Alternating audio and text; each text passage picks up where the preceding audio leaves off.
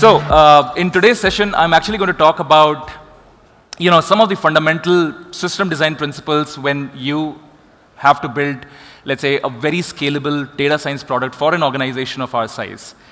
Now, here is the agenda. I'll share with you a quick business context just so that you know where all the tech elements fit in. I think it's very important for engineers to see the bigger picture before, diving into the details. So quick business context followed by what's there under the hood, what have we really done from an engineering standpoint, and then we will have some Q&A towards the end. So as I mentioned, a quick background. Anheuser-Busch has over 500 beer brands globally, and I just named few of them. Budweiser, Corona, Hoegaarden, Michelob Ultra, Modelo, and some of the leading brands globally. We have operations in about 50 countries. Now, when we talk about the channels through which we sell, there are multiple channels. We sell to individual stores, we sell to wholesalers, we sell to retail chains, think of the Walmarts and the Tesco's of the world. We also sell, online. Now, if you talk about the data landscape, now we are going slightly deep, all right? Of course, we are sitting on top of huge volume and variety of data, and data could be anything from sales data, to sensor data, streaming data, syndicated, macroeconomic, weather, socio-demographics, social media, so on and so forth. And because of the size of the company and the history of a company, we also have some legacy systems still in our environment.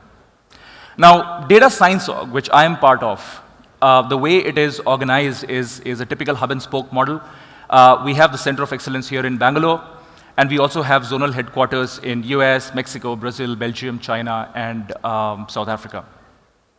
So team, the most important thing for all of us to really visualize is that if you are building any system for an organization of our size, which has so much of variety of data, which has so much of complexity in the way we are organized and how these solutions will be used, you have to keep some fundamentals in mind before you go about it, all right? And those fundamentals is what I'm going to talk about.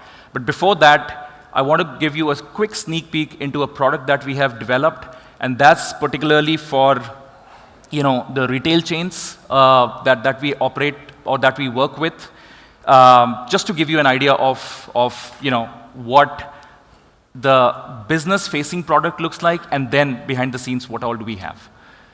So we call it CatExpert.ai, category expert, which really helps retail chains to maximize their sales by having the best assortment, planogram in place. So basically, a lot of shelf analytics actually goes in here. And here is a quick, demo of innovation, technology, efficiency. Consumer trends are changing faster than ever. Retailers are under increasing pressure. The competitive landscape between retailers and channels has never been more demanding. Retailers must be proactive to respond to continued changes in the shopper landscape. As category captains, it is our role to deliver the category fundamentals to support retailers. Now imagine that you have the ability to create optimal clustering and assortment suggestions in just a few minutes, leveraging an online tool designed with industry-leading technology, best-in-class analytics, and the use of artificial intelligence. All to provide the optimal mix of products for shoppers, driven by demographics, consumption, and geographic data to meet the specific shopper needs. Introducing CatExpert.ai. Simplicity, efficiency, and accuracy, allowing the end user to be in control of unlimited power simulations. A solution that can be used for all kinds of retailers with different types of data at various levels of granularity and involvement. CatExpert.ai is a web-based self-service tool that delivers clustering and assortment with the ability to be 100% adaptable to your retailer needs, allowing users to run unlimited simulations to compare the financial impact of your decision. And most importantly, remaining objective and unbiased in our category captaincy. CatExpert.ai, an artificial intelligence tool created to deliver the shelf fundamentals of clustering and assortment. Our purpose is to elevate the consumer shopping experience. Our dream is to lead future growth together.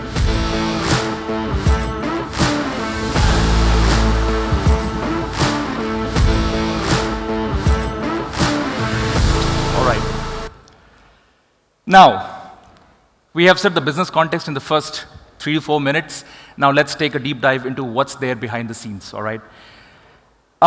So here is a quick view of the overall, architecture that we have actually leveraged for building this product. And I would go, all the way from the left-hand side. Can you guys see my pointer? Visible? Perfect.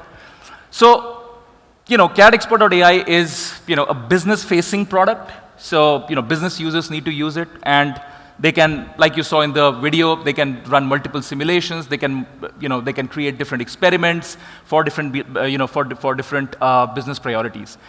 Now, the way we have set this up is, there is a proper Active Directory which gives rule-based access to the authorized users. Then within the resource group, we have, application gateway, which really takes care of, the load balancing, and when you have concurrent requests hitting the product, how do you really manage them? We also have mesh applications, which really help to route the request to the right microservice that really gives the required output. And then you have API management gateway, which again helps to manage the traffic of the incoming API requests. Now, here on an Azure Kubernetes cluster, we run all the different you have all the different microservices. I've just bucketed them into 2 categories just to give you an idea around, some of these services would cater to, just data fetching, which are more on the UI side. But then there would be few services which are compute intensive, right, which would take a lot of time and would require a slightly different approach. And we will talk about all of those in just a bit. And then, the entire microservice cluster has access to all the different types of data, and I will be talking about data because this is a data engineering summit. I'll be talking about this as well in just a bit.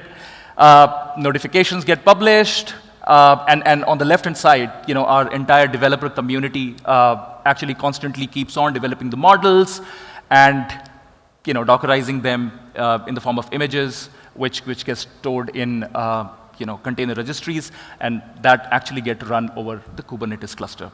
So at an overall, I've just created a very simplistic architecture, which helps you with the intuition behind how we really went about it, and how we ensure that, on one hand you have the user, and on the other side you have a constant, CI and CD happening for all the latest models, for all the upgrades that the product needs to have.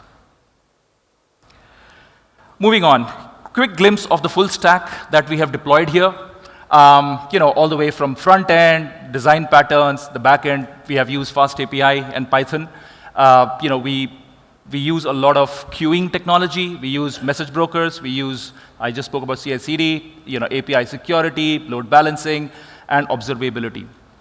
So, just an overview of the different components that we have in the tool. Now, in today's session, we'll be focusing upon 3 fundamental design considerations that are very much required for a product of this scale, primarily from the point of view that, when you have development teams in Bangalore and 6 other zones, obviously none of the organizations would actually want to duplicate any development work that happens. So it's extremely important that whatever we design can be seamlessly used and further enhanced by a receiving engineering team.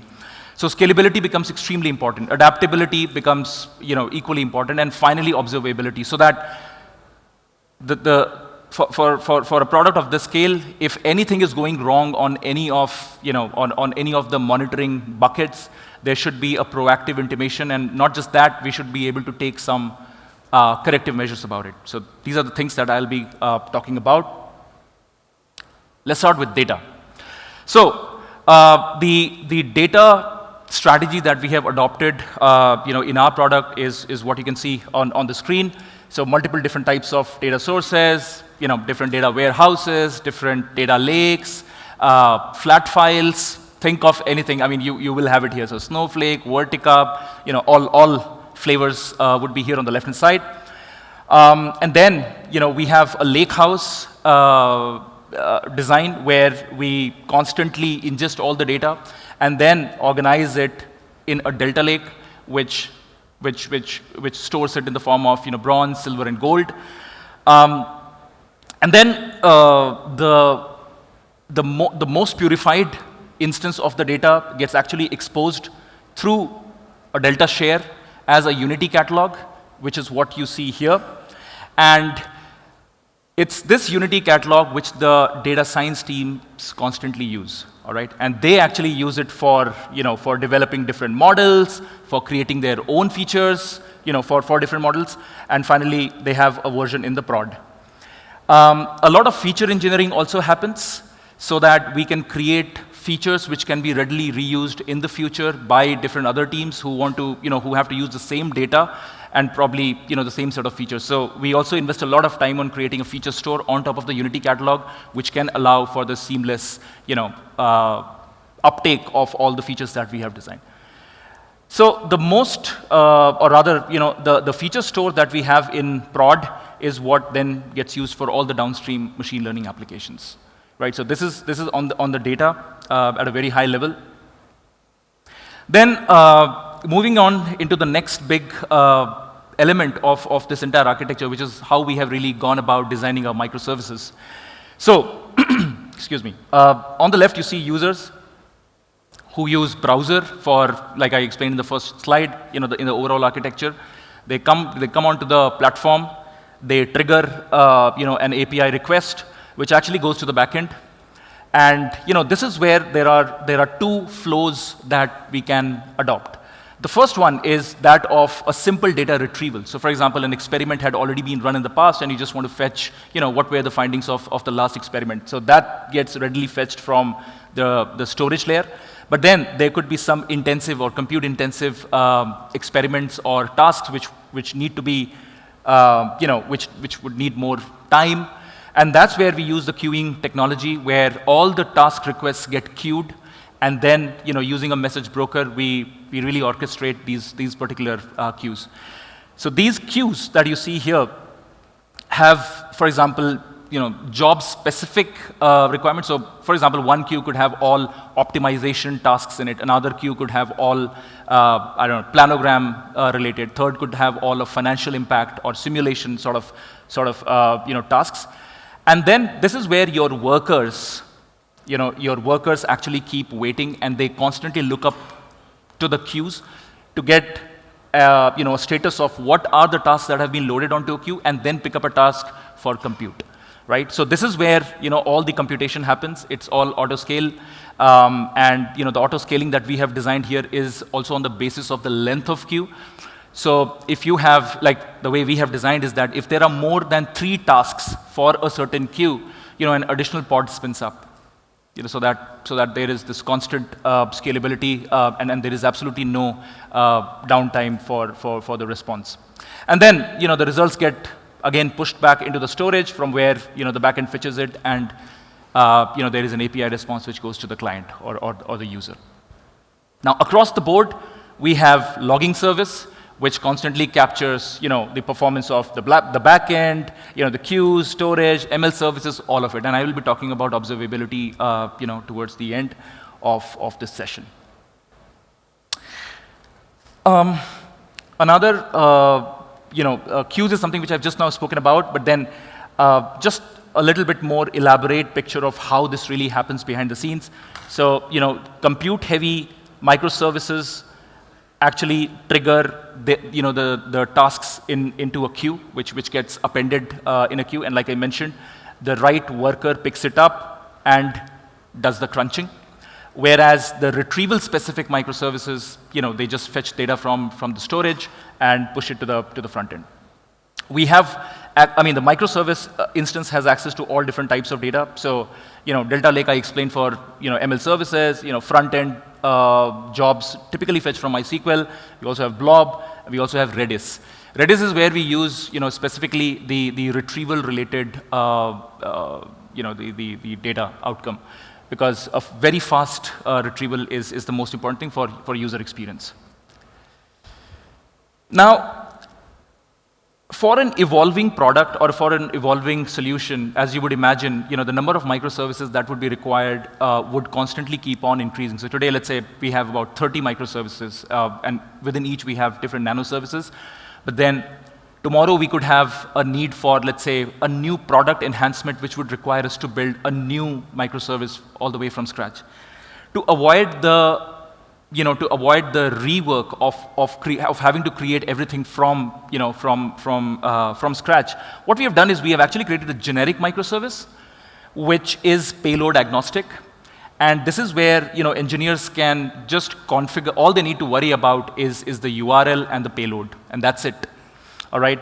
The queue exchange then takes care of what is that particular payload for. It could be for assortment, it could be for optimization, it could be for, I don't know, data visualization. It could be anything, right? And everything else remains same, which I've already explained behind the scenes. So this is something which is very important for us, and it has really allowed us to scale up super fast, especially when there are other markets, or not markets, but when there are other teams across the globe which keep on collaborating with us on the engineering side.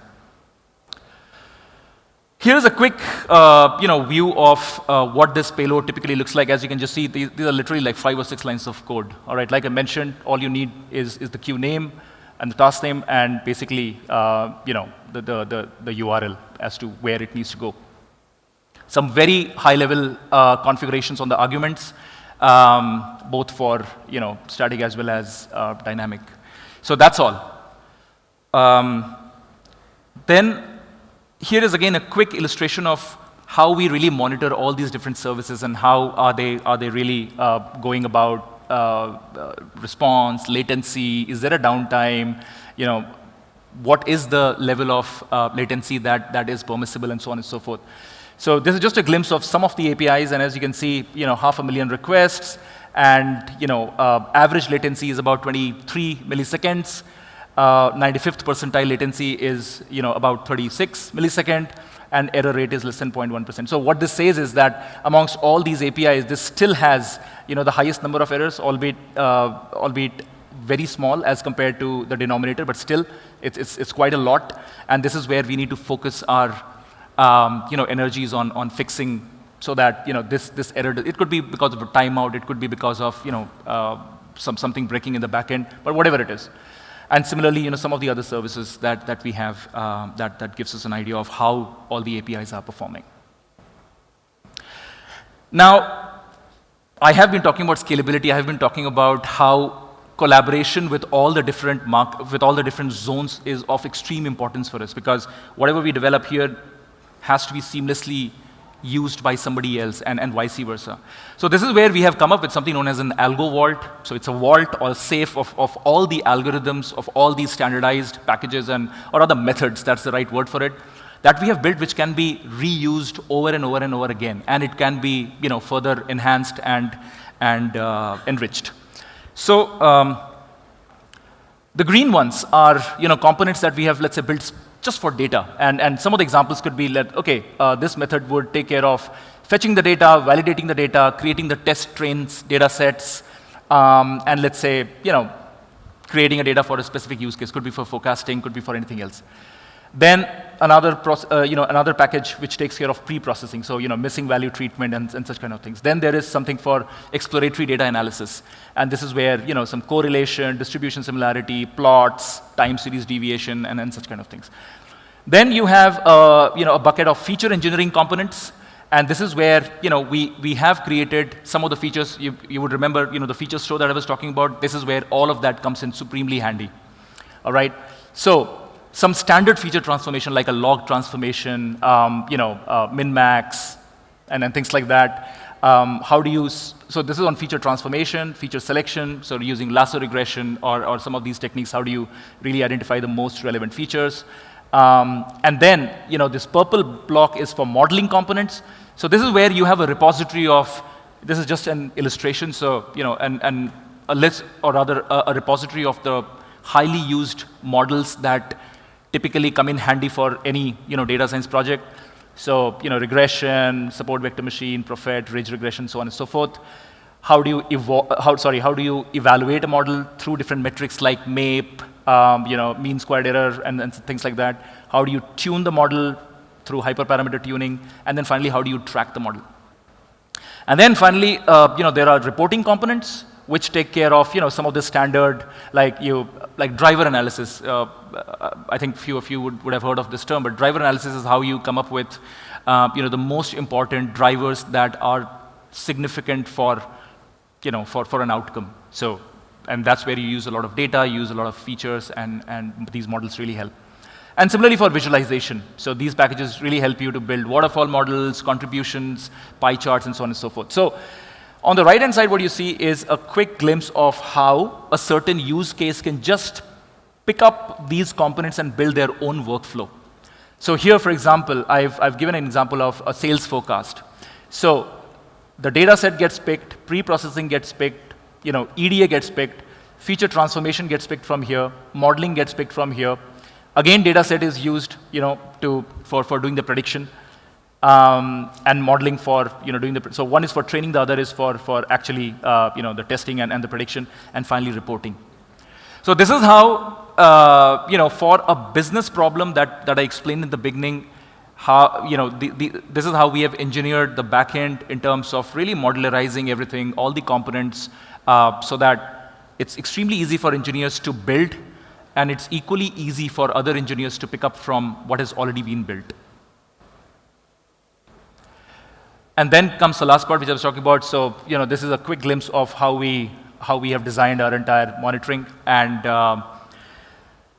these are the different types of monitoring that we do, all the way from application monitoring, infrastructure, performance, user, data monitoring, and security monitoring. We use a bunch of tools for this. I'm not going to go into each one of them, but you all are already aware of most of these.